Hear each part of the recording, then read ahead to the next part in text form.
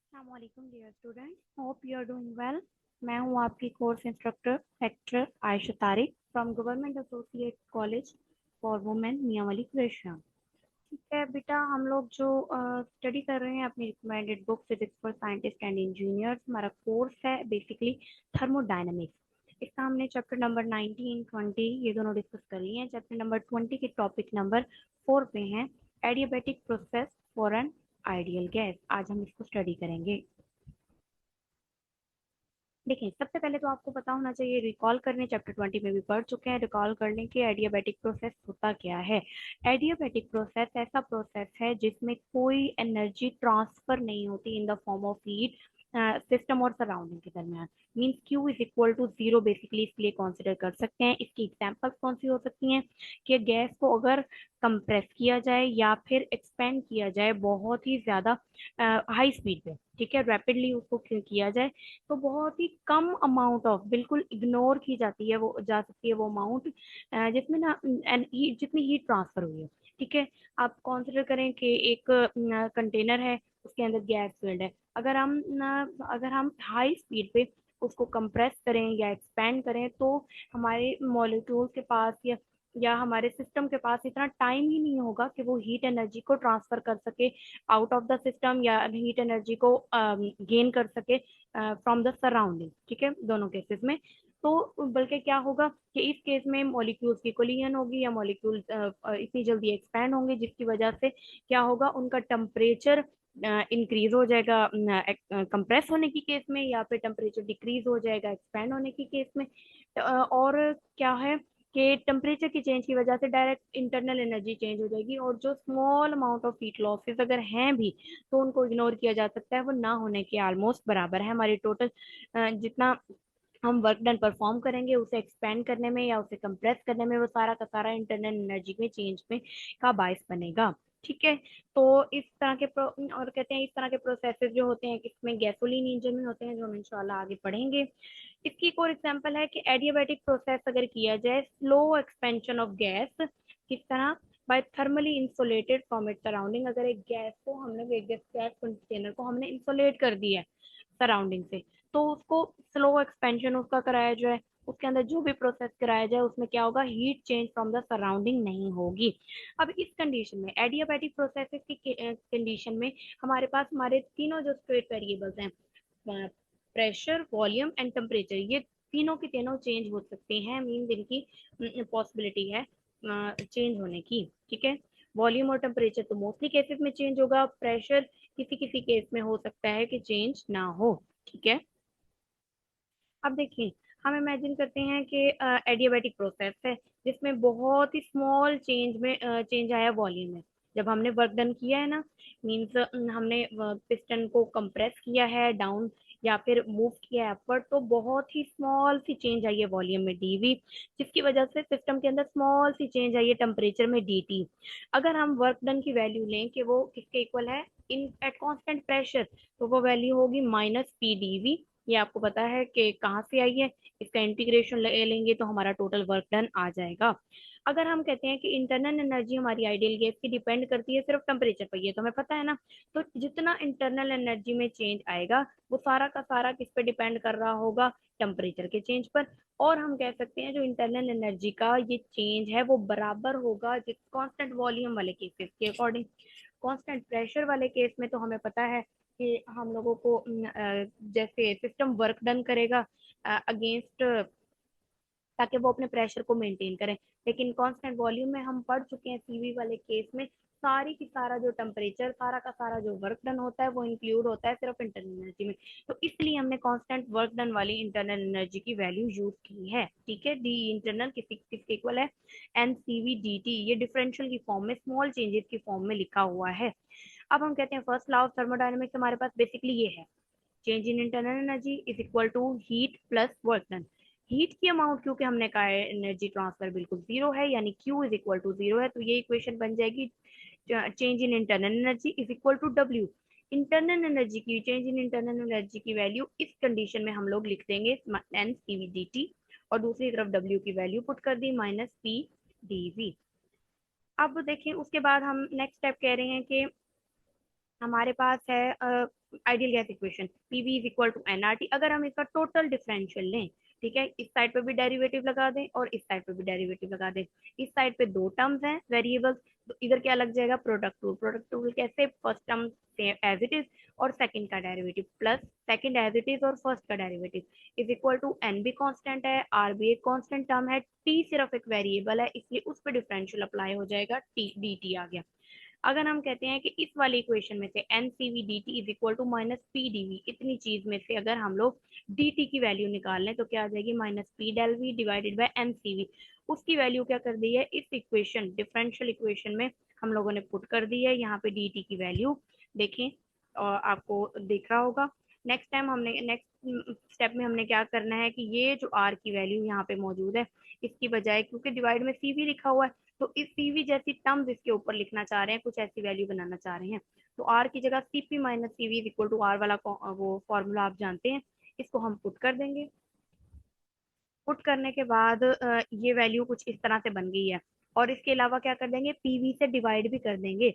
इस इक्वेशन को हम पीवी से डिवाइड करेंगे, इस पार्ट को, दोनों साइड्स को पीवी से, इसको डिवाइड करेंगे पीवी से तो पी कैंसिल हो जाएगा, वी बच गया। असल में क्या बनाना चाह रहे हैं, नीचे फंक्शन ऊपर उसका डेरिवेटिव।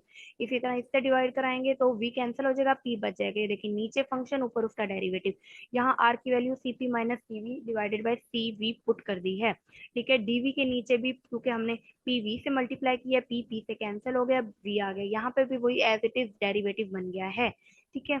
अब नेक्स्ट स्टेप में हमने क्या किया, CP over CV is equal to one, is equal to gamma होता है, minus CV over CV, CV cancel हो जाएगा, वन बचेगा, गैमा माइनस वन बचेगा, लेकिन बाहर वाला जब माइनस अप्लाई करेंगे तो गैमा माइनस का हो जाएगा और माइनस वन क्या हो जाएगा, प्लस का हो जाएगा, इसलिए one minus gamma dV over V. ये उम्मीद है आपको समझ आ गई होगी। यहाँ पे बेटा दो तीन स्टेप ना मिस हैं, आपने खुद से वो लाजमी जब नोट्स बनाएंगे अपने, जो असाइनमेंट्स वगैरह अगर करेंगे तो उसमें लिखेंगे अपनी अंडरस्टैंडिंग के लिए कि डीवी ओवर वी ये है, डीपी ओवर पी ये है। इस साइड पे क्या करेंगे, डीवी ओवर वी को वन से मल्टीप्लाई किया तो डायरेक्ट डीवी ओवर वी आ गया, जबकि माइनस दूसरे से गैमा डीवी ओवर वी, जो सिंपल डीवी ओवर वी इसके मल्टीप्लाई करने से आएगा वो कैंसिल हो जाएगा इससे, डीवी ओवर वी से। इस साइड पे बच जाएगा dP over P is equal to minus gamma dV over V, यहाँ माइनस का है, इस साइड पे आके क्या हो जाएगा, प्लस का, और यहाँ पे बच जाएगा जीरो। ये दो स्टेप यहाँ पे बस मिस है, ठीक है। उसके बाद आप इन्होंने क्या किया, इसका इंटीग्रेशन ले लिया, इंटीग्रेशन दोनों तरफ अप्लाई कर देंगे, आपको पता है, और फिर उसके बाद इंटीग्रेशन अलग अलग सब पे अप्लाई हो जाएगी।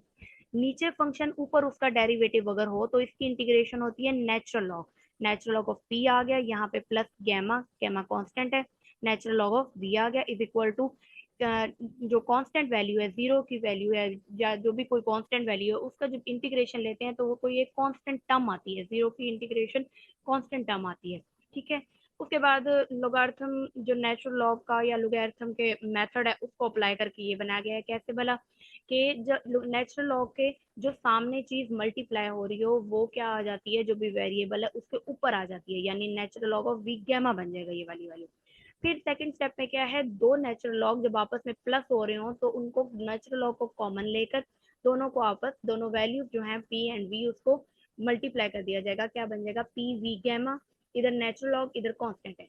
अब हम लेंगे उसके बाद हम लेंगे एंटी लॉग, एंटी लॉग जब लेंगे वो एंटी लॉग नेचुरल लॉग से कैंसिल, पीवी गैमा आ गया, जबकि दूसरी तरफ कांस्टेंट टर्म है, कांस्टेंट टर्म का लॉगरिथम भी कांस्टेंट आता है, एंटी लॉग भी इसी तरह कांस्टेंट आएगा। ये भी कर सकते हैं कि आप पहले यहाँ पे सी लिख दें और लॉगरिथम एंटी लॉग लेने के बाद सी प्राइम लिख दें, जैसे मैथमेटिक्स में करते हैं हम लोग ज्यादातर, ठीक है। तो ये हमारे पास इक्वेशन आ गई, PV gamma is equal to constant. अब हम लोग हमेशा PV is equal to constant value पढ़ते हैं बॉयल्स लॉ की, वो है आइडियल गैस के लिए, लेकिन PV gamma is equal to constant हमारे पास रियल गैसेस के लिए, और ये गैमा जो हमारे पास वेरिएबल है ये हमारी रियल जो फेनोमेनन है उसमें जितनी चेंजिंग आ रही है आइडियल गैस से जितनी डेविएशन आ रही है उसको डिस्क्राइब करने के लिए है, ठीक है। ये बॉयल्स लॉ की हमारे पास वो रियल गैसेस के लिए इक्वेशन है, वो भी ऐसी है ना, वो P V is equal to constant है, ये बॉयल्स लॉ की P V gamma is equal to constant है रियल गैसेस के लिए। अच्छा, अब उसके बाद वो कह रहे हैं कि अगर ये पीवी डायग्राम एडियाबैटिक एक्सप्रेशन की देखें, कौन सी है, ये जो आपको मैरून लाइन में शो की गई है, जो दो ब्लू लाइंस हैं वो क्या हैं, इनिशियल टेम्परेचर और फाइनल टेम्परेचर पर आइसोथर्म्स बनाई हुई हैं। आइसोथर्म्स बना के आपको एक्सप्लेन करने का मकसद ये होता है ताकि आप अंडरस्टैंडिंग हो जाए कि सेम टेम्परेचर पर वैल्यू क्या होनी थी और उससे कितना डेविएशन आ रहा है, कौन सा पाथ फॉलो किया है हमारे मटेरियल ने अपना जो भी प्रोसेस है उसको करने के लिए। एडियाबैटिक प्रोसेस में हमने क्या कहा है कि हमारा पहले इनिशियल स्टेट ये थी, फाइनल स्टेट ये हो गई। इनिशियल टेम्परेचर टी आई से फाइनल टेम्परेचर टी एफ पे बॉडी पहुंच गई। इनिशियल प्रेशर पी आई से फाइनल प्रेशर पी एफ पे। इसी तरह इनिशियल वॉल्यूम वी आई से फाइनल वॉल्यूम वी एफ पे। हम कहते हैं ये जो गैमा की वैल्यू है ना हमारी इस मेहरून टर्म के लिए, ये क्या है, ग्रेटर देन वन। आइसोथर्म के लिए हमारे पास वैल्यू वन होती है, आप ये सब जानते हैं कि इसके लिए क्योंकि ये ज्यादा स्टीप है, ज्यादा तिरछी है हमारी आइसोथर्म से, इसलिए इसकी वैल्यू वन से ग्रेटर होगी गैमा की वैल्यू। ठीक है, अब हम उसके बाद देखते हैं कि अगर हम लोग PV is equal to constant इस टर्म के लिए अगर कह रहे हैं, अगर एडियाबैटिक प्रोसेस की डेफिनेशन के लिहाज से देखा जाए तो कोई ट्रांसफर ऑफ हीट नहीं है, सिस्टम के अंदर भी सिस्टम के बाहर भी। तो फर्स्ट लॉ ऑफ थर्मोडायनेमिक्स हमारा वर्क डन पे डायरेक्टली डिपेंड कर रहा है। वर्क डन क्योंकि माइनस पी डेल वी होता है तो डेल्टा ई क्या होगा, नेगेटिव होगा जब वर्क डन करेगी गैस। ठीक है, जब गैस वर्क डन करेगी इसलिए इंटरनल एनर्जी डिक्रीज होगी। इसके अलावा जब टेम्परेचर भी क्या होगा, नेगेटिव होगा, टेम्परेचर भी डिक्रीज होगा। इस केस में जो भी हमने पढ़ा है हमारे टेम्परेचर डिक्रीज अगर तो जो है टेम्परेचर गैस का डिक्रीज होता है एडियाबैटिक प्रोसेस के दौरान। ठीक है, तो हम कहते हैं लेकिन इसके बरक्स क्या होगा कि एडियाबैटिक एक्सपेंशन के दौरान टेम्परेचर डिक्रीज हुआ, एडियाबैटिक कंप्रेशन के दौरान जो क्या होगा, टेम्परेचर क्या होगा, इंक्रीज होगा। अब हम ये जो इनिशियल एंड फाइनल स्टेट्स लगा देते हैं, इस वाली जो हमारी वैल्यू बनी थी इसके इसको पुट कर देते हैं, यानी पीवी गैमा इनिशियल वैल्यूज के लिए और पीवी गैमा वो फाइनल वैल्यूज के लिए।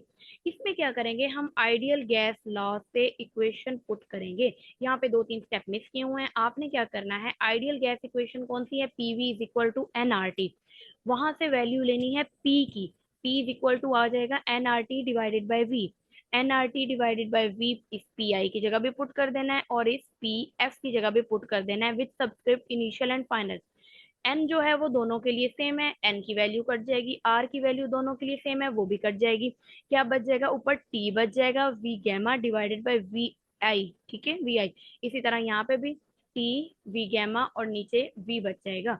अब क्या करेंगे, वी आई गैमा ऊपर है और नीचे वी आई सिंपल है, यानी हम जब डिवाइड हो रही हो दो टर्म्स और एक ही वेरिएबल हो तो हम क्या करते हैं, दोनों के पावर को माइनस कर लेते हैं, y minus gamma minus one हो जाएगा, इसके लिए भी गैमा माइनस वन।